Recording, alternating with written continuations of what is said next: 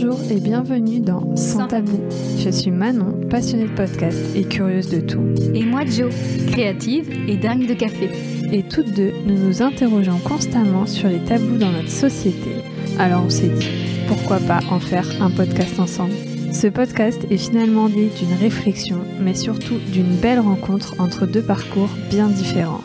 Si vous aimez parler des sujets qui mettent la plupart d'entre nous mal à l'aise, car vous comprenez, ça ne se fait pas d'en parler, ici nous prendrons le temps et la liberté d'en parler avec vous grâce à des témoignages.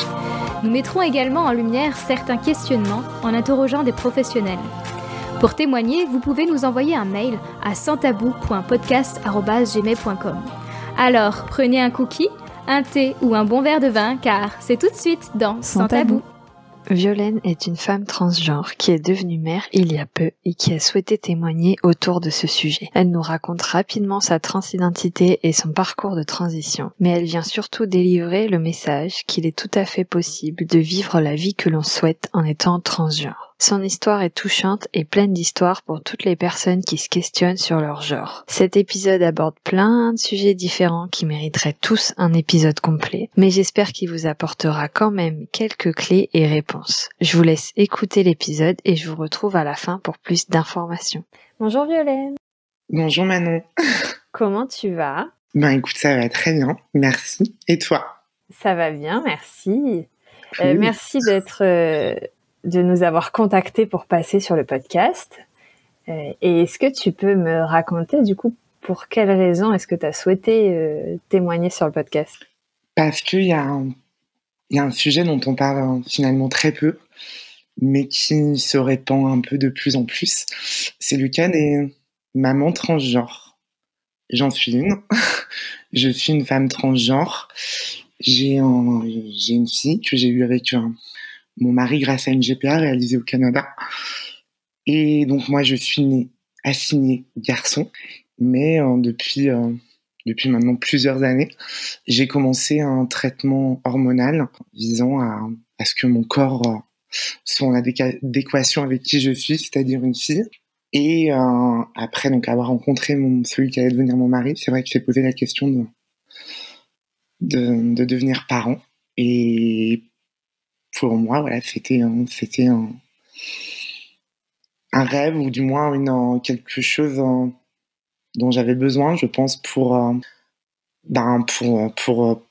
m'affirmer, voilà, c'était vraiment quelque chose dont j'avais besoin. C'est peut-être pas le bon terme, mais disons que c'était plutôt un rêve, un aboutissement que de devenir parent, que de devenir maman.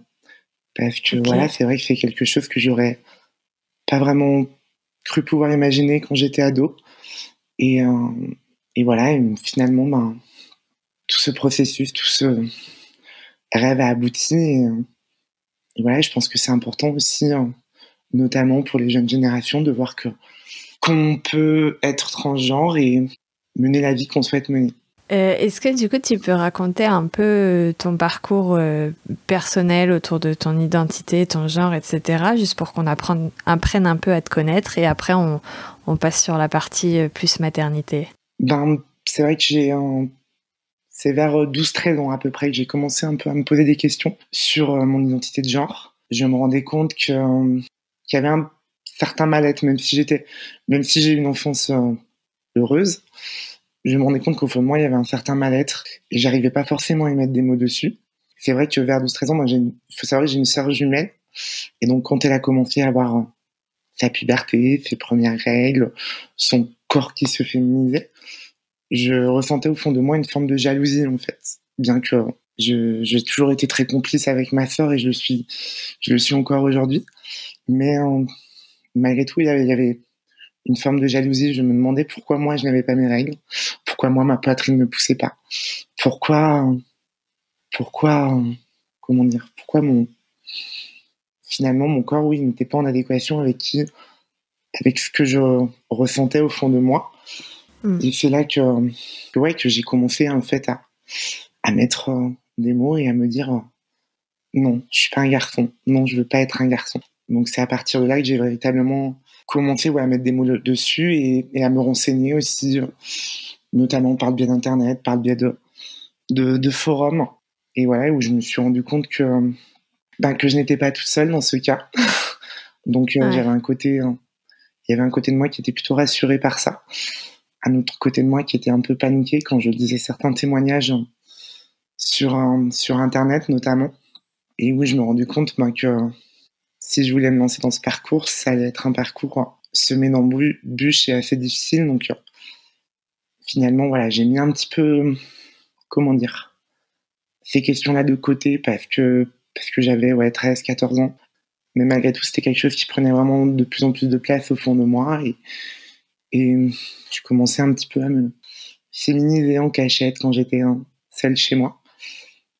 Mais Ok. et voilà, donc ensuite, ça a été assez progressif. Ça a été facile ou pas d'en parler à ton entourage proche? Peut-être tes parents, je sais pas, tu n'as pas parlé de tes parents, peut-être que... Ma première confidente, ça a été ma sœur. Ok. En fait, c'est elle qui s'en est rendue compte assez rapidement. Parce que voilà, c'est vrai que quand j'étais seule chez moi, je me maquillais un petit peu, je mettais des habits plus féminins. Voilà, c'était des moments un peu de liberté, de libération. Ouais. Et finalement, assez vite, ma sœur a été au courant et elle l'a tout de suite très bien accepté. Donc ça a été Ok. ma complice au départ. Et c'est vrai que du coup, quand on se retrouvait toutes les deux, je garde vraiment un super souvenir de ces moments-là, parce que voilà, c'était des petits après-midi, on se maquillait, on s'habillait. Ça nous était même arrivé de sortir. Voilà, moi j'avais mis des vêtements, des habits plus féminins, et de sortir. Voilà, il y avait une appréhension, mais aussi un sentiment de liberté à ce moment-là. J'avais 14-15 ans à peu près. Ouais. Et c'est vrai que ça a été ma première complice. Et ensuite, j'ai commencé un petit peu à assumer de plus en plus cette part de ma féminité en me maquillant très légèrement, en commençant à porter des vêtements plus neutres, on va dire, moins genrés que ce que je pouvais porter avant, en portant des sous-vêtements féminins, parce que ça se voyait pas, c'était sous mes habits, mais je savais que j'avais quelque chose de féminin sur moi. Et c'est vrai qu'au fil du temps, ma mère, enfin mes parents, mais d'abord ma mère, en fait, s'est rendu compte de ça en trouvant un peu dans ma chambre, dans une petite cachette, les affaires que je m'étais achetées, les affaires beaucoup plus féminines que je m'étais achetées un petit peu en douce. Et donc c'est à partir de là qu'elle s'est rendue compte qu'il y avait quelque chose qu'elle-même considérait comme anormal chez moi. Alors pour moi, c'était normal, mais c'est à partir de ce moment-là que ma mère a commencé, oui, à se poser des questions et à se rendre compte de la féminité qui prenait de plus en plus de place chez moi. Je vais peut-être poser des questions maladroites. Tu me dis Pas de problème. vraiment quand il faut pas poser ces questions. D'ailleurs, à un moment, je vais te demander, peut-être un peu plus tard, mais les questions qu'il faut pas poser, justement. Mais quand tu as commencé à sentir cette féminité en toi, est-ce que tout de suite, instinctivement, toute seule, tu as senti qu'il fallait le cacher, ou est-ce qu'on t'a dit le montre pas Non, ça a été non. Je me suis dit toute seule. J'ai pas forcément eu besoin qu'on me le dise, mais je me le suis dit toute seule parce que je savais que, voilà, à l'époque, en plus, c'était il y a 13-14 ans, à peu près, ouais, un peu plus même. C'était encore moins bien perçu qu'aujourd'hui, moins accepté, on en parlait beaucoup moins qu'aujourd'hui. Donc voilà, c'est pour ça que c'était quelque chose que je faisais vraiment en cachette pour commencer, et qu'ensuite, j'ai commencé à assumer de plus en plus au fil de mon adolescence. Comment est-ce que tu as assumé, comment ça s'est manifesté après socialement? Je sentais quand même une réticence de la part de mes parents, donc j'ai essayé de rester assez discrète. Mais par exemple, lorsque je sortais à une soirée avec des amis, je partais toujours avec un petit sac à dos, un petit sac avec à l'intérieur des affaires plus féminines. Je me changeais en cours de route et j'arrivais habillée comme je voulais être habillée. Je me maquillais aussi en cours de route. Voilà, j'ai toujours eu la chance d'avoir un physique plutôt androgyne, donc c'est vrai qu'on pouvait, comment dire, j'ai souvent eu ce qu'on appelle un bon passing, c'est-à-dire qu'on me prenne pour une fille cisgenre très souvent. Donc ça, c'était une chance, et ça m'a aussi permis d'avoir un peu plus confiance en moi. Mais voilà, quoi, je l'assumais. Ça a été assez progressif. Voilà, d'abord, ça a été lorsque j'allais à des soirées où je m'habillais de manière beaucoup plus féminine. Ça a été ensuite au lycée, où j'ai commencé à m'acheter des jeans de coupe féminine, des petits hauts beaucoup plus féminins. Et c'est vrai que j'avais la chance d'avoir un groupe, enfin j'ai la chance encore, mais j'avais la chance déjà à cette époque au lycée d'avoir un groupe d'amis assez soudés qui m'ont toujours soutenu. Donc voilà, alors évidemment j'ai eu droit à des remarques, voire des insultes par rapport à mon look qui se féminisait de plus en plus. Mais le fait d'être soutenu par un groupe d'amis, ça m'a beaucoup aidé à assumer de plus en plus ma féminité. Clairement. Trop bien. C'était un peu plus compliqué vis-à-vis de mes parents. Mais voilà, quoi, j'avais la chance quand même d'avoir des amis très ouverts d'esprit sur ce sujet. Et du coup, donc, c'était compliqué avec tes parents, tu dis, mais alors, à quel moment est-ce que tu fais la démarche de la transition? Non, j'ai commencé à m'enseigner un petit peu au fil des années, mais voilà, je pouvais pas la commencer en étant mineure parce que j'avais besoin du consentement de mes parents. Ok. À cette époque-là, même si au fil du temps, ils commençaient à intégrer et à accepter ma féminité de plus en plus visible, on va dire. J'ai attendu d'avoir 18 ans pour commencer une transition hormonale. Ça passe d'abord par un rendez-vous psy, voilà, c'est une obligation qui doit valider le fait que je suis en effet transgenre et que je suis apte à pouvoir commencer un traitement hormonal. J'ai rapidement eu cette autorisation-là et donc ensuite, j'ai eu rendez-vous chez une endocrinologue qui m'a prescrit en fait mes premières hormones. Et ce premier rendez-vous-là, ça a été un petit peu un moment charnière parce que ma mère m'a accompagnée. Et ça a été un peu, ça a été pour moi assez libérateur. Parce que c'était donc une époque où j'étais un petit peu en conflit avec mes parents, où voilà quoi, ils me faisaient parfois des remarques sur mon look et moi, plus ils me faisaient des remarques, plus j'accentuais mon look, je surjouais un petit peu la féminité, le côté sexy, ce côté-là, et voilà, c'était un petit peu en rébellion en fait face à ça. Ouais. Mais voilà, ma mère a quand même tenu à être présente quand j'ai eu ce premier rendez-vous chez mon endocrinologue. Ça dure combien de temps du coup toute une transition jusqu'au moment où tu te dis ça y est, c'est bon, là je suis arrivée où je voulais. Est-ce qu'il y a une durée ou est-ce que c'est finalement toute la vie? Le traitement, je le prendrai toute la vie, de toute façon. Ok. Donc voilà. C'est vrai que pour certaines, l'aboutissement, ça peut être au moment de la chirurgie des parties génitales. Moi, je suis pas encore passée par là par choix. Donc voilà. Mais on va dire que chez moi aussi, ce sentiment d'épanouissement a été assez progressif. Ça a été par étapes, en fait, avec la première fois où je prends des hormones, au bout de quelques mois, la première fois où je sens mon corps changer. Voilà, ça peut paraître un peu anecdotique, mais le fait de sentir ma poitrine pousser, de voir que j'avais des seins, ça a été un grand bonheur à ce moment-là quand on a 18 ans. Donc voilà, et c'est vrai que le fait de m'assumer de plus en plus, de ne pas baisser la tête quand je me promène dans la rue, le fait oui, à ce moment-là aussi, ça passait beaucoup par le regard des autres, par le regard des garçons également, de voir que je pouvais plaire à des garçons en tant que fille. C'était pour moi aussi un motif d'épanouissement à ce moment-là, clairement. Et puis, après, il y a d'autres étapes, le fait de commencer à travailler sous mon identité féminine, le fait d'être en couple, ensuite le fait d'être maman. Et voilà, toutes ces étapes-là font de moi la femme que je suis. Et là, aujourd'hui, je suis pleinement épanouie en tant que femme, en tant que Violaine. Alors oui, je continue à prendre un traitement hormonal qui a été... j'ai diminué depuis... Donc voilà, mais ouais, je pense être arrivée... si on m'avait dit, il y a une quinzaine d'années, que j'en serais là aujourd'hui, je l'aurais certainement pas cru.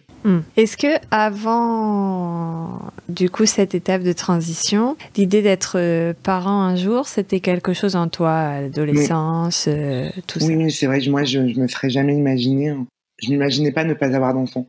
C'était quelque chose de très important, mais c'est vrai que quand je me projetais dans mon imaginaire, en tant que parent, je m'imaginais évidemment en tant que mère. Voilà, j'avais du mal à m'imaginer en tant que père, forcément. Et est-ce que ça a été un sujet qui a été abordé peut-être avec tes parents? Peut-être tu me disais un rendez-vous psy avant la transition, tout ça. Est-ce que ça, le côté parentalité, est abordé à ce moment-là ou pas du tout? Le rendez-vous psy, non. La question n'a pas été posée. Avec mes parents et notamment avec ma mère, c'est vrai que c'est un sujet que j'aborde moins avec mon père, ma transidentité. Mais avec ma mère, c'est vrai que quand j'ai commencé ma transition, c'est vrai que voilà, un jour elle m'a posé la question. Elle pensait que je faisais une croix en fait sur le fait d'être parent et elle le fait d'être grand-mère, même si j'ai 2 sœurs. Donc elle m'a posé cette question mais moi à cette époque-là, j'étais vraiment obnubilé par le fait de commencer ma transition hormonale,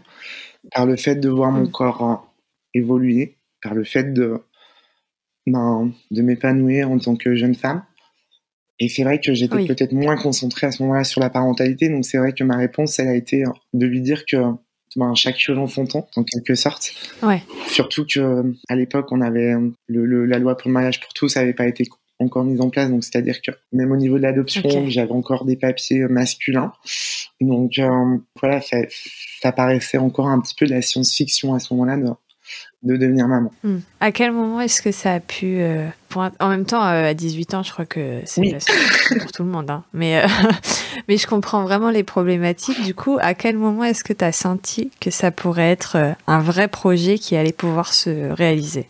À partir du moment où après ma rencontre avec celui qui allait devenir mon mari, à partir du moment où je me sentais bien dans mon couple et on a commencé à avoir différents projets, d'emménager ensemble, de voyager. Enfin voilà, la question d'avoir des enfants s'est posée. Lui, c'est un homme hétérosexuel qui n'a pas forcément choisi la solution de facilité en étant en couple avec une femme transgenre pour avoir des enfants. Mais assez rapidement, la question s'est posée. J'étais assez rassurée par le fait déjà qu'il voulait lui aussi avoir des enfants. Ouais. Mais comment dire, lui était peut-être moins pressé, entre guillemets. Mais surtout, la question qui se posait, c'était comment avoir des enfants.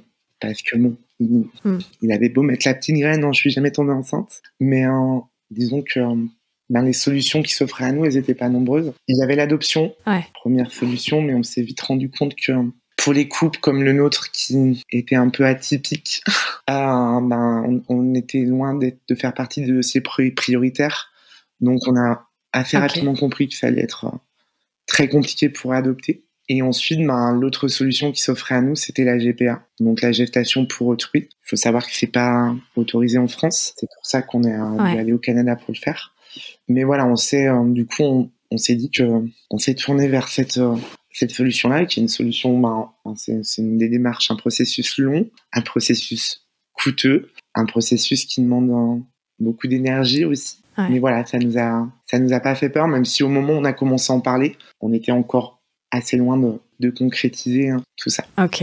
Et de s'imaginer tout ce que ça allait. Et voilà, ce que je savais déjà, c'est que je voulais que ce soit le père de mes enfants. Ok. C'est déjà une bonne étape. Oui. Et du coup, pourquoi le Canada pour la GPA ? Pourquoi le Canada ? Parce que c'est le pays qui me paraissait le plus éthique. Voilà, il faut savoir que c'est que là-bas, les GPA, c'est des GPA dites altruistes. C'est-à-dire qu'il n'y a pas de rapport commercial entre la mère porteuse et le couple. Okay. Elles font, d'abord, ce sont elles qui choisissent les couples qu'elles veulent aider. Okay. Et non pas le contraire, c'est pas nous qui avons choisi la mère porteuse, c'est elle qui nous a choisi. En fait, donc pour nous, ça c'était un critère important. Et puis, c'est un pays où il y a une beaucoup plus grande ouverture d'esprit qu'en France par rapport aux questions LGBT et notamment aux questions de transidentité. Comment est-ce que c'est perçu en France ? Je sais du coup que c'est pas autorisé, mais enfin, tu l'as dit en plus, mais comment est-ce que c'est perçu quand vous avez commencé à en parler autour de vous ? Est-ce que tu as senti vraiment des réticences, etc.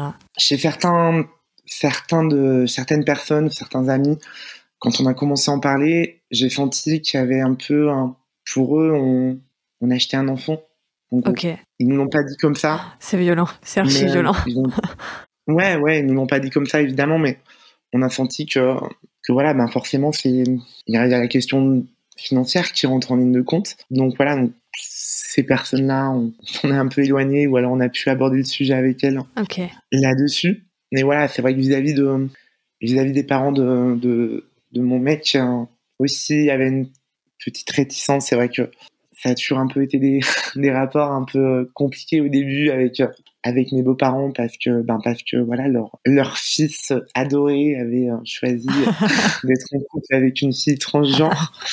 Donc voilà, forcément, ils approuvaient pas forcément notre relation au départ. Ils nous le faisaient comprendre sur certains points. Maintenant, ça s'est beaucoup apaisé et ça va beaucoup mieux. Donc, avec eux aussi, même si ils n'ont pas utilisé des mots durs vis-à-vis de notre choix de procéder à une GPA, on sentait quand même une petite réticence. Mais voilà, au fil du temps, ils ont fini par nous soutenir dans notre démarche, d'autant qu'avant de nous lancer dans la GPA, on s'est mariés, donc ils étaient présents au mariage. Ok. Et voilà. Ça permet de faire un peu mieux accepter le couple, le fait de se marier, de prévoir d'avoir un enfant, etc. Ouais, vis-à-vis je vais prendre l'exemple de mes beaux-parents, vis-à-vis de mes beaux-parents, oui, ça a été le cas. Ouais. Ça a été le cas de voir que leur fils était heureux. Ouais. Pour qu'il me demande en mariage, pour qu'il veuille qu'on fasse un enfant tous les deux. Donc, oui, ça a été... je pense que ça a permis oui, ça les a rassurés un petit peu de voir que finalement, on prenait un chemin un peu traditionnel. Ouais, c'est ça, en fait. Voilà, exactement. Ça a été un peu aussi le cas avec mes parents, même si mes parents ont accepté cette situation beaucoup plus tôt. Et ont vu que j'étais sérieuse dans mes études, sérieuse dans mon couple. Voilà, ils ont tout de suite beaucoup apprécié leur gendre. Donc c'est vrai que ça a aussi favorisé un peu le fait qu'ils acceptent plus la situation et qu'ils soient moins inquiets, on va dire, parce qu'au début, leur réticence, je pense que c'était surtout lié à une inquiétude vis-à-vis de ce que j'allais devenir en tant que jeune fille transgenre. Ouais. Voilà. Et du coup, tu as dit que c'était la GPA, un parcours long et coûteux et en énergie, etc. Est-ce que tu peux me parler un peu des étapes? Alors moi, j'aime bien décortiquer. Est-ce qu'on peut parler des étapes physiques, tout ce qui va être peut-être du juridique, du médical, du relationnel, et après, les étapes un peu émotionnelles? Oui. En fait, ce qui s'est passé, donc on a pris contact donc, quand notre choix de faire une GPA, de passer par le Canada. On a pris contact avec une agence qui est basée au Canada.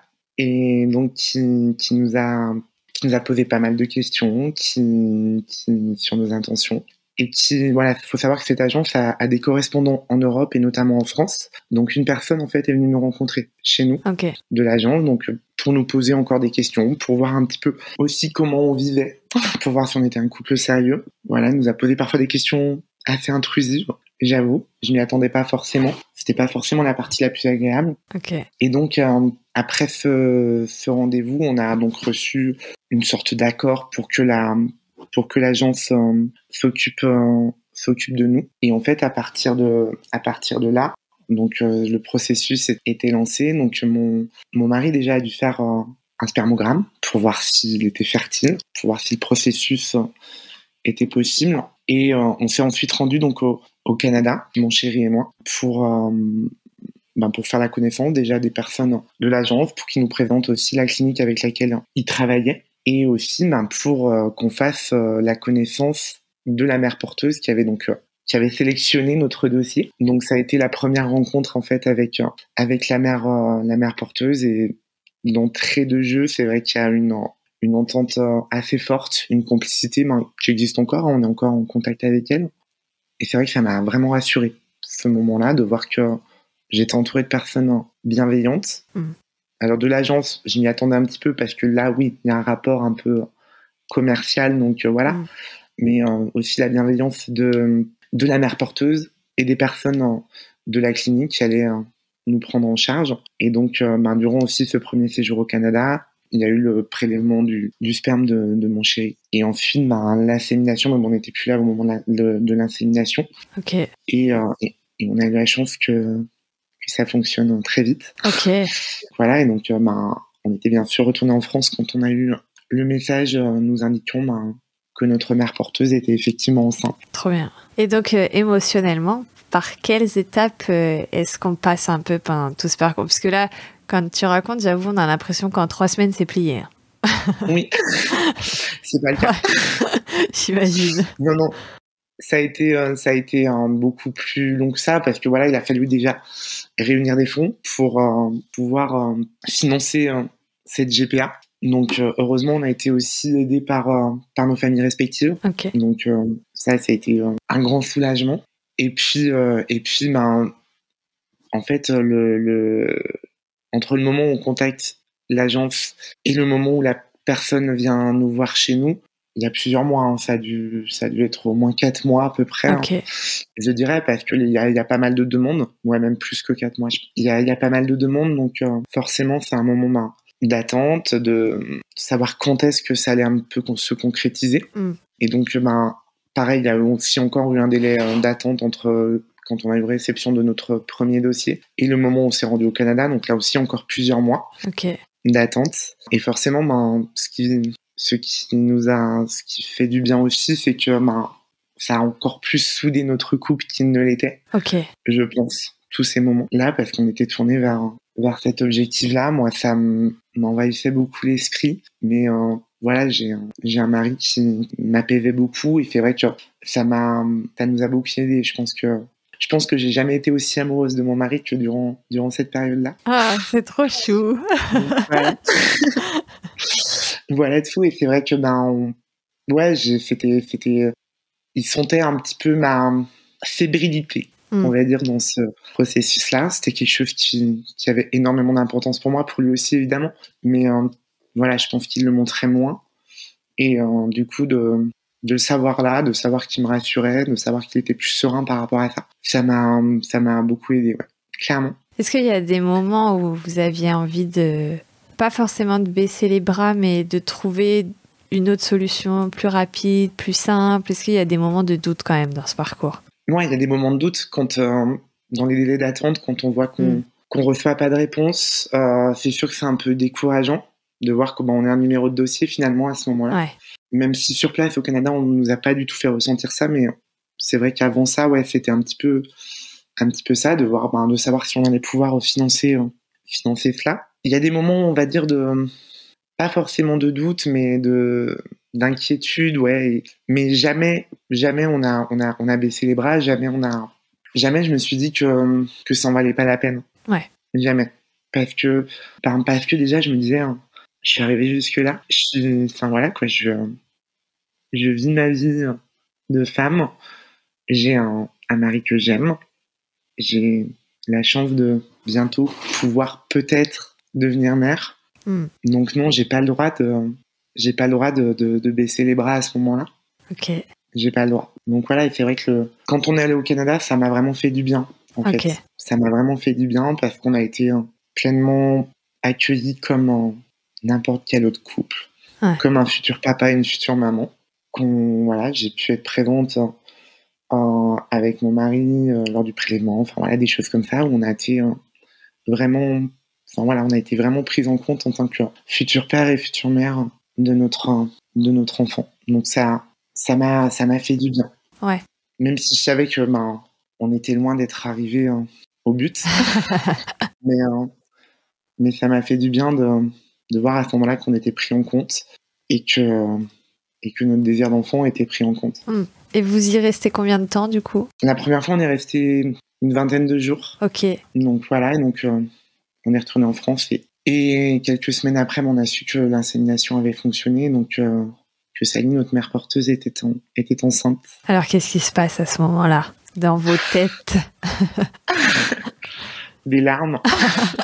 Alors ça, c'est pas dans la tête, c'est à l'extérieur. Ouais, ça a été... Alors, j'étais assez partagée parce que en même temps, beaucoup de joie. Ouais. Mais en même temps, le début d'une longue période de stress, d'inquiétude, d'être à des milliers de kilomètres. J'ai assez mal vécu les trois premiers mois de grossesse parce que voilà, je sais que c'est la période la plus critique. Ok. Et mon esprit était un peu focalisé là-dessus. Ok. Ouais, ça a été une période très compliquée pour moi parce que voilà, j'avais le stress qu'on m'annonce une mauvaise nouvelle. Et c'est vrai que là encore, j'ai pu compter aussi sur mon mari qui m'a pas mal rassuré à ce niveau-là, parce que voilà, j'étais pas moi-même en fait pendant ces quelques semaines-là. J'étais tellement focalisée sur ça, j'arrivais pas à me concentrer en fait sur quelque chose d'autre, sur mon travail ou sur mon couple ou quoi que ce soit. Donc je pense que ça a été une période assez compliquée aussi à vivre pour mon entourage et notamment pour mon mec. Mais ouais, ça a pas été le meilleur souvenir de la grossesse. Ouais. Et il faut savoir qu'en plus de ça, je sais pas comment l'expliquer, mais je ressentais en moi en fait des symptômes de femme enceinte. C'est-à-dire que pendant les premières semaines, j'ai pu avoir des nausées, j'ai pu ouais, c'était assez perturbant, j'imagine. Ouais, totalement. une une prise de poids aussi, notamment au niveau du bidou. Ok. Donc ouais, c'était assez perturbant en effet. Il n'était pas question pour vous d'aller au Canada le temps de la grossesse, etc. Est-ce que c'est quelque chose qui se fait ou pas du tout? On y est retourné en cours de grossesse. Ok. On y est retourné en cours de grossesse, mais de par nos professions respectives, et puis également, enfin voilà, trouver un logement au Canada, un titre de séjour long sur plusieurs mois, ça aurait été très compliqué. On y a pensé à un moment, mais voilà, ça s'est révélé assez compliqué. Et ce qui m'a permis aussi de me rassurer, c'est que j'étais en contact de manière très régulière avec la mère porteuse, qui me faisait un suivi très régulier de sa grossesse, de ses différents rendez-vous médicaux, et ça m'a rassuré aussi pleinement. C'est quelque chose qui est toujours mis en place, le contact avec la mère porteuse, etc. ou c'est vraiment de votre volonté à vous? Non, c'est quand même relativement courant. Enfin voilà, mais je pense que ça se fait dans la plupart des cas que la mère porteuse reste en contact avec les futurs parents. Ouais, ok. Voilà, je pense que c'est important aussi pour rassurer les parents. Après, ça dépend aussi peut-être du degré de complicité que les futurs parents ont avec leur mère porteuse, mais vu que nous, il y avait une complicité assez forte, une amitié même qui s'est créée avec Sally, c'était très important pour nous d'être en contact régulier avec. Donc vous y retournez en milieu de grossesse. Oui. Pourquoi? Pour quelle raison? Alors déjà, pour se rassurer. Ouais. C'était un peu la raison que j'attendais, j'avoue. Ouais. Je suis pas très surprenante sur ce coup-là. Mais ouais, pour être rassurée, de voir que la grossesse se passait bien, de voir que notre bébé allait bien, que la mère porteuse allait bien. Voilà, puis pouvoir assister à une échographie, faire aussi quelques achats pour la mère porteuse, parce qu'on finançait tout ce qui était habits de grossesse. Ok. Voilà, mais avant tout pour se rassurer. Et puis aussi, il faut savoir que moi j'ai participé en fait qu'on m'a proposé quand on a commencé de travailler avec cette agence, enfin la clinique plutôt, on m'a proposé de participer à un protocole pour pouvoir allaiter ma fille à sa naissance. Ok. Et donc voilà, il fallait que je prenne un traitement à partir du 5e mois de grossesse, donc à base de domperidone. Donc c'est aussi pour ça qu'on y allait à ce moment-là. Donc et grâce à ce traitement-là, ça m'a permis de pouvoir nourrir ma fille au sein. Chouette. Ouais. C'est un protocole qui est que... Est-ce que c'était expérimental ou est-ce que c'était vraiment un protocole mis en place déjà Oui, c'était mis en place. C'était mis en place, mais disons qu'ils ont, parmi leurs patientes, ils n'ont pas encore énormément de femmes transgenres. Okay. Donc voilà, mais je me suis renseignée moi auprès de médecins au Canada, mais surtout aussi auprès de médecins en France pour savoir si ce traitement était sécure, si il était sécure pour le bébé, pour moi. Et j'ai été pleinement rassurée parce que voilà, c'est vrai que quand on regarde sur Internet, que je tapais le nom du traitement, on pouvait voir certains effets secondaires, notamment au niveau cardiaque. Okay. Mais j'ai été rapidement rassurée. Et donc, j'ai bien sûr accepté avec un grand sourire parce que surtout que c'était quelque chose auquel je ne m'attendais pas. Ouais. Donc, c'était vraiment la cerise sur le gâteau vu que j'aurais toujours l'immense regret de ne pas avoir pu porter mon enfant. Okay. Mais j'ai pu l'allaiter et ça a été un... Et ouais. Ouais. Ça se sent. J'aurais mieux d'en parler. On ne se voit pas, mais ça se sent, ouais. Ouais, c'était magique. Est-ce que vous y allez aussi au Canada à la fin de la grossesse? Est-ce que vous assistez à l'accouchement ou pas du tout et vous arrivez après la bataille entre guillemets? Non, on a pu assister à l'accouchement. Ok. On est arrivé 2 semaines avant le terme pour être sûr ou à peu près sûr d'être là pour la naissance. Ouais. Et on est arrivé et donc notre fille est née 2 jours avant le terme. Ok. Et donc on a pu être là au moment de l'accouchement. C'était prévu qu'on soit présent au moment de l'accouchement. Donc là aussi ça a été un moment, encore une fois un moment magique. Ouais. Encore une fois un moment de gros stress, mais encore je pensais être plus stressée que je ne l'ai été finalement. Ok. Parce que le personnel de la clinique, comme Sally, était très zen et finalement ça a pas mal rejailli sur moi. Donc ça m'a fait du bien. Et en plus, voilà, l'accouchement s'est bien passé, s'est très bien passé. Donc voilà, on a pu être là avec mon chéri. Donc c'était, ouais, encore une fois magique, ouais. Clairement. Puis voilà, j'ai pu allaiter ma fille. Enfin, voilà, j'ai pu donner le sein à ma fille tout de suite, presque. Enfin, tout de suite ou presque. Peu de temps après l'accouchement. Donc, Ok. ça aussi, c'était un moment inoubliable. T'as dit au début que t'avais eu des symptômes de grossesse, que t'avais ressenti certaines choses. Est-ce que ça dure toute la grossesse ou est-ce que c'est les 3 premiers mois? Est-ce que ça s'arrête quand vous y allez? Enfin, c'est quoi un peu ces... Non, ça a duré toute la grossesse. Enfin, Ok. pour en avoir parlé un petit peu avec des copines à moi qui ont été enceintes, ça a duré toute la grossesse. Ça a été peut-être surtout quand même le premier trimestre où, voilà, quoi, on fait pas trop ce qui m'arrive. Donc voilà, mais c'est vrai que ouais, la prise de poids a un petit peu continué tout au long de la grossesse, la prise aussi de sein. Voilà, j'ai gagné un bonnet de soutien-gorge à ce moment-là. Ouais, la fatigue qui pouvait s'installer au fil de la grossesse, donc c'était assez perturbant. Au niveau de la libido aussi, qui faisait des yo-yo durant la grossesse, donc ouais, c'était assez inexplicable, assez perturbant, mais finalement avec le recul assez épanouissant aussi.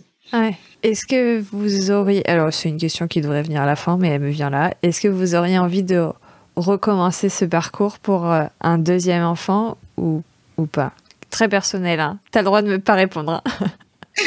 Si, oui. Oui, c'est un parcours dans lequel on recommence à se lancer d'ailleurs. Ah.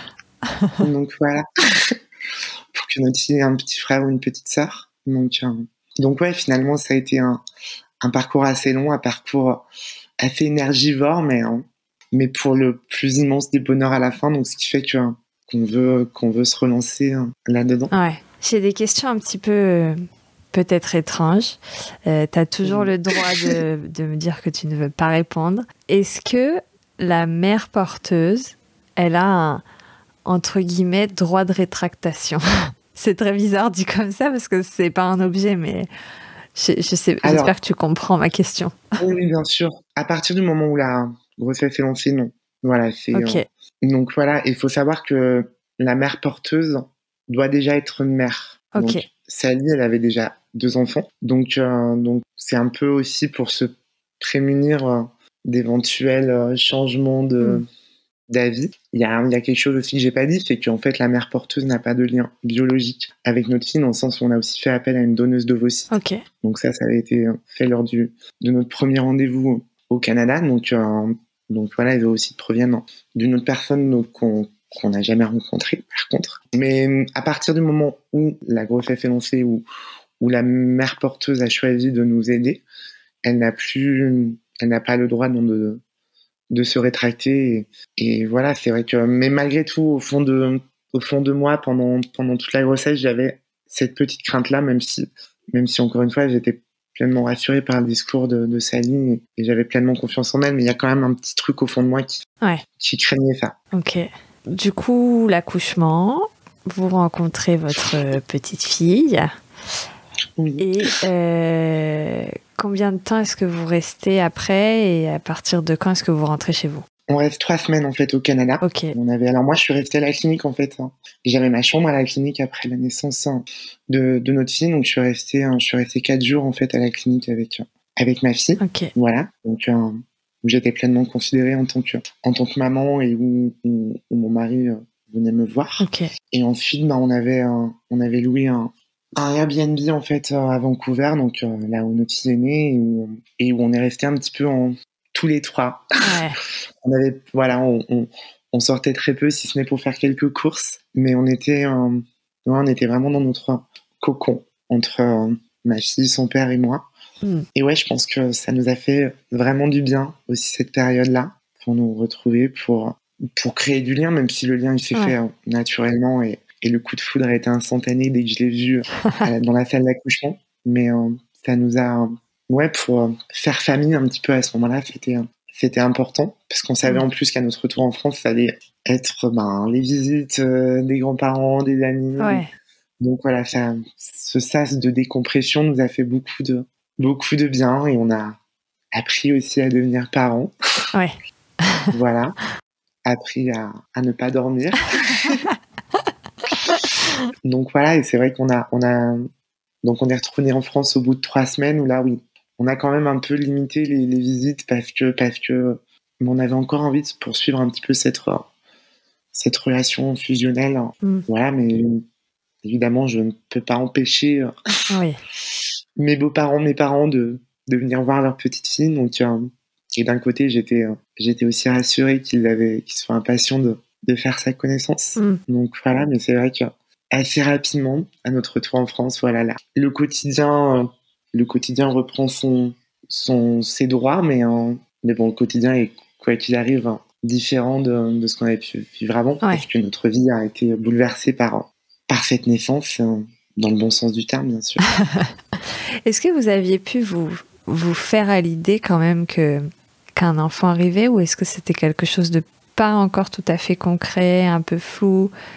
Il y a des gens comme ça deuxième parents qui portent pas les enfants. Et est-ce que pour vous c'était vraiment concret, vous vous rendiez compte, ou pas tout à fait? Disons que pour moi ça l'était. Okay. Pour moi ça l'était. J'ai connu pas mal de bébés dans mon entourage, pas mal de jeunes mamans. Donc je savais ce que ça voulait dire, devenir parent. Ouais. Je savais ce que ça impliquait. Mon mari, ça a été un petit peu moins le cas. On va dire que peut-être voilà, le fait que j'allaite, forcément, c'était moi qui me levais la nuit. Donc lui avait peut-être, et je le dis parce qu'il le reconnaît lui-même, a vu son quotidien un peu moins bouleversé que le mien. Ouais. Donc voilà, et puis lui a assez rapidement repris le travail. Moi, j'avais arrêté de travailler à ce moment-là. Et donc, c'est vrai que moi, ma vie tournait autour de ma fille. Ma vie sociale était un peu réduite. Oui. Je passais la plupart de mes journées avec ma fille, que ce soit à la maison ou en sortie. Enfin, voilà, mais c'est vrai que j'étais maman à 100%. Ouais. Ce que mon mari a eu un petit peu de mal, je pense, à comprendre et à assimiler. Est-ce que y a le congé maternité, paternité, tout ça quand on... Alors, il faut savoir que moi, je n'étais pas considérée comme parent de ma fille quand on est revenu en France. Ok. Seul mon mari, vu que c'est lui qui a donné son sperme, seul mon mari l'était. Et donc, il a fallu que j'adopte, moi, ma propre fille. D'accord. Donc, voilà, notre retour en France, on a dû se lancer dans cette procédure-là, qui a aussi duré plusieurs mois, avant que je devienne officiellement la mère de ma fille. Ok. J'aurais jamais imaginé. C'est vrai que c'était... évidemment, je m'en serais passée de passer par cette étape-là. Même si je n'étais pas officiellement la mère de ma fille, le lien que j'avais avec elle était celui d'une mère avec son enfant. Ouais. Et finalement, c'était presque anecdotique. C'était pas quelque chose qui m'envahissait l'esprit. Ouais. parce que voilà, quoi, je me considérais pleinement comme sa maman. Et même si je ne l'étais pas encore sur les papiers, voilà, mais il a dû falloir passer par cette étape. Et au bout de 9 mois après sa naissance, j'étais officiellement reconnue comme parent de ma fille. Ok. C'est pas rigolo, mais voilà, c'est 9 mois après la naissance. Oui, c'est notre gestation. Voilà. Ouais. Donc voilà, mais voilà, il a fallu passer par là et ouais, il y a eu une forme de soulagement quand ça a été officialisé. Mais ça n'a rien changé véritablement. Ouais. Sauf peut-être ça a changé quand dans nos relations avec les institutions, voilà, parce que j'avais pas de droit sur ma fille. J'avais même pas le droit de l'emmener chez le médecin. J'avais même, voilà. Okay. Donc ouais. Alors que je m'en occupais à 100%. Oui. Donc. Est-ce que tu considères que tu as vécu un postpartum? Oui. Oui. Oui, pour en avoir parlé avec des amis, pour en avoir parlé avec ma sage-femme, pour en avoir parlé avec d'autres personnes de mon entourage, oui. Comment ça se manifeste? Des crises de larmes inexpliquées en pleine journée, sans forcément que je puisse savoir pourquoi. Un état de fatigue quand même assez intense, que finalement j'ai réussi un petit peu à apprivoiser, parce que l'état de fatigue était toujours là, donc j'ai fait avec, en fait. Et réussi à trouver des forces un peu insoupçonnées. Voilà. Après, j'avais la chance de ne pas travailler à ce moment-là, donc voilà, mais en même temps, le fait de ne pas travailler faisait que ma vie sociale était quand même réduite. Alors, je voyais des amis encore, je voyais ma famille, je voyais mon mec, mais voilà quoi, j'avais un peu quand même envie de me replier un petit peu aussi, ma fille et moi, et peut-être que d'ailleurs j'ai pas forcément laissé la place nécessaire à son père à ce moment-là. Mais voilà, j'avais beaucoup de mal à faire de la place aux autres personnes. Et puis petit à petit, les choses évoluent. Petit à petit, voilà, j'ai appris aussi à être maman, Oui. à essayer de trouver un certain équilibre. Parce que voilà, je pense que évidemment que je me préparais à tout ça, mais est-ce que j'étais préparée? Est-ce que, enfin voilà, on l'est jamais complètement, finalement, selon moi, parce que c'est une vague, un tsunami qui arrive. Donc forcément, c'est avant tout une joie immense. Et puis surtout que je culpabilisais terriblement de me plaindre, parce que vu le processus pour devenir parent, vu d'où je venais, je me disais que j'avais pas le droit de me plaindre, même vis-à-vis de mon mec. Ah là là. Et ouais, ça a été un petit peu compliqué. Et puis voilà, et puis aussi, voilà, il y a eu des périodes aussi ça a été aussi une épreuve pour mon couple, hein, clairement. Donc voilà, où mon mec comprenait pas forcément que je m'investisse à 100% et que finalement j'étais que maman et plus vraiment son épouse à ce moment-là. Et donc c'est vrai que mon mec avait un petit peu de mal à comprendre aussi pourquoi c'était compliqué de retrouver une intimité, de retrouver mon désir de femme, enfin voilà quoi. Mais je pense que voilà quoi, c'est un grand classique. Finalement, oui. Enfin, j'imagine. Moi, je n'ai pas d'enfant. Mais j'imagine j'imagine en fait, non pas du tout, mais j'entends et c'est vrai que au final, quel que soit le parcours avant, etc., l'après, une fois que le bébé est là, une mère est une mère en fait. Oui. C'est ça. Oui. Oui, mais c'est vrai que, voilà, quoi. C'est vrai qu'encore une fois, on n'est peut-être pas préparé à tout ça. On n'est peut-être pas préparé à tout ça. Peut-être aussi que si mon chéri était peut-être surpris, étonné de voir que forcément, j'étais plus tout à fait la femme que j'étais avant de devenir maman. Forcément, les priorités changent et que voilà, quoi. Ouais. Les priorités changent et que la fatigue s'installe et que forcément, moi, je suis pas forcément... Ouais, ça a été compliqué de retrouver une intimité, clairement. C'est quoi un peu le message que tu veux faire passer avec ton histoire? Je voudrais dire aux jeunes personnes transgenres et notamment aux jeunes filles transgenres, si elles écoutent, que moi, on m'aurait dit ça quand j'avais 15-16 ans, que j'étais une petite ado, pas très bien dans sa peau, qui ne savait pas forcément où elle allait. Si on m'avait dit ça que 15 ans plus tard, je serais maman d'une super petite fille, que je serais en couple avec un homme qui prend soin de moi, et je l'aurais pas cru. Donc on peut commencer des démarches pour être transgenre tout en menant la vie qu'on veut mener. Pas forcément une vie classique comme j'ai pu le faire, hein. Voilà, je suis mariée, j'ai une fille. Voilà, on a un monospace. Donc non, c'est pas vrai, on n'a pas de monospace. Mais voilà quoi, c'est vrai que ça n'empêche pas de devoir croire en ses objectifs, de mener la vie qu'on veut mener, tout simplement. Ça ne doit pas être une barrière. Et je pense que j'ose espérer que ce sera de moins en moins le cas dans l'avenir, parce que voilà, la question transgenre, on en parle de plus en plus. Il y a peut-être de plus en plus d'ouverture d'esprit, j'ose espérer, sur la question. Donc j'espère que ce sera plus facile pour les jeunes filles de 14, 15, 16 ans qu'à mon époque. Et encore, moi, j'ai eu beaucoup de chance dans mon parcours et j'en suis consciente. Est-ce qu'il y a une chose qu'on dit, que les gens peuvent dire, ou que la société dit, ou etc., qu'il faut arrêter de dire parce que ça bride les jeunes dans cette relation à leur genre? Oui, je pense que de se dire que ça peut, lorsque un ado, une ado se pose des questions sur son identité de genre, c'est jamais anodin. Donc certains peut-être disent même parmi le monde médical que ça peut être un passage vers 13-14 ans. Donc pour moi, c'est jamais anodin. Et ça nécessite forcément de travailler là-dessus. De travailler pourquoi cet ado se pose des questions sur son identité de genre.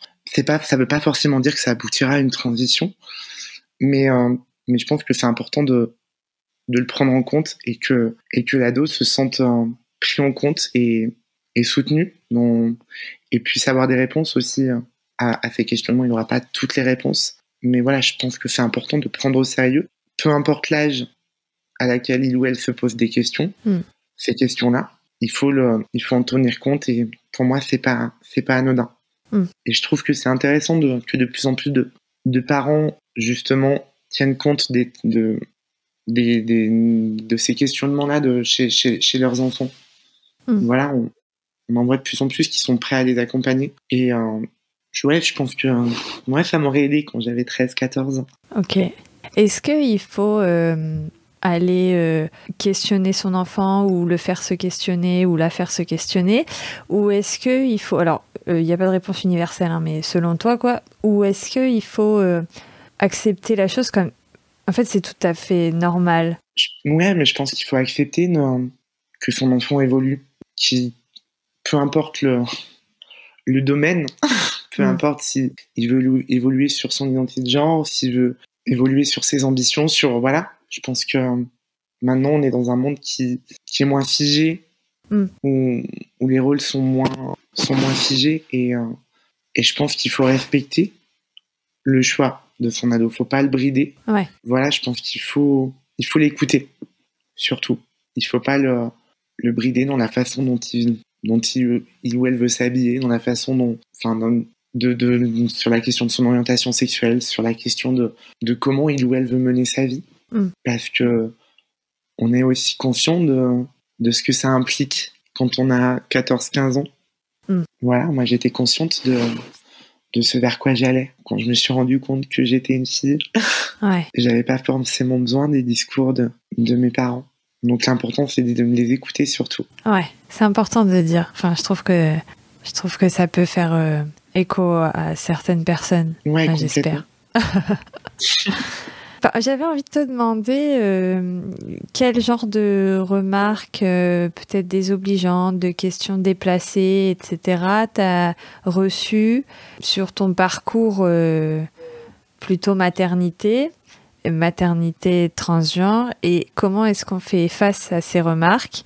Et dernière question dans la question, est-ce que ça a pu venir aussi du corps médical? Ouais, du corps médical, oui. Dans le sens où j'ai eu... Voilà, lorsque j'allais voir mon médecin après la naissance de ma fille, et où je parlais de mon état de fatigue et aussi de quelques problèmes de libido, des choses comme ça.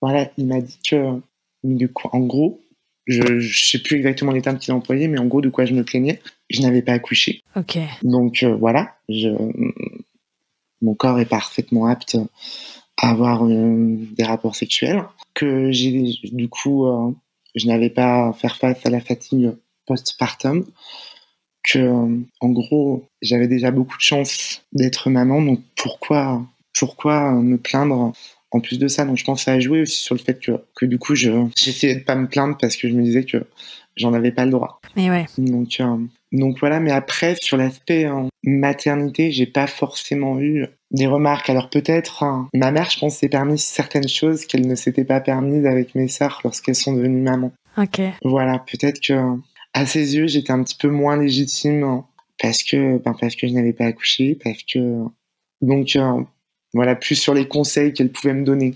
Ok. Je pense que c'était pas malveillant de sa part, mais voilà, ça m'a un petit peu dérangé, malgré tout. Mais sinon, autant j'ai pu avoir des remarques sur ma transidentité avant de devenir maman. Maintenant, c'est beaucoup moins le cas. Beaucoup, beaucoup moins. Ok. Comment tu expliques parce que, du coup, les remarques sur ta transidentité, c'est même après la transition, ou alors c'était plutôt pendant la transition, ou avant? Bah ouais, c'était pendant la transition, c'était parfois aussi dans le contexte de séduction, parfois avant que je rencontre mon mari, lorsque j'étais dans un contexte de séduction avec un garçon, c'est vrai que j'avais droit à pas mal de questions assez inappropriées. Ok. Sur ce que j'avais dans ma petite culotte, des choses comme ça. Ok. Des questions voilà, mais même voilà, le fait si je suis opérée ou non, c'est vrai que c'est une question qui revenait assez souvent, beaucoup moins maintenant.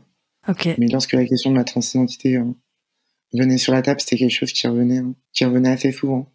C'est vrai que j'avais rencontré il y a quelques années de ça une amie de lycée que je n'avais pas revue depuis que j'avais commencé ma transition. Donc la question se pose et c'est vrai que elle m'a posé la question de savoir si j'étais opérée ou non, alors qu'il l'aurait pas posé à quelqu'un. Et puis surtout, c'est pas ce que j'ai dans ma petite culotte qui fait de moi une femme ou pas, quoi. Ouais. Est-ce qu'il y a une question que j'ai pas posée à laquelle tu aurais aimé répondre, un sujet que j'ai pas abordé que tu aurais aimé aborder ou... Non, je pense que j'ai dit pas mal de choses.